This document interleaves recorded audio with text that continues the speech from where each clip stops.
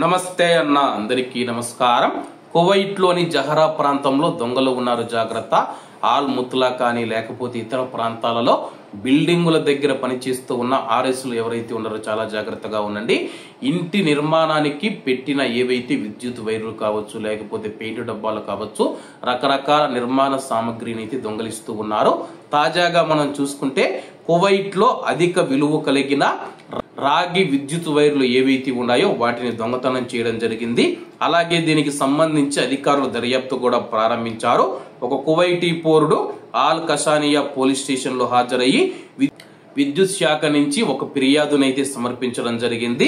విద్యుత్ లైన్లలో సాంకేతిక లోపం గుర్తించబడిందని చెప్పేసి దీని ఫలితంగా జహరా ప్రాంతంలోని 70 కిలోమీటర్ల దూరంలో ఉన్న అబ్దలీ రోడ్డులో ఉన్న ప్రదేశానికి ఇంజనీర్ల బృందాన్ని కూడా పంపించామని చెప్పేసి అక్కడికి చేరుకున్న తర్వాత సాంకేతిక నిపుణులు పెద్ద దొంగతనాన్ని గుర్తించడం జరిగింది.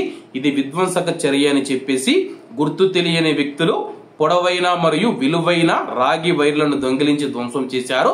ముఖ్యంగా దొంగలు 280 మీటర్ల 100 మిల్లీమీటర్ల మందం కలిగిన రాగి వైర్లను కత్తిరించి దొంగతనం చేశారు.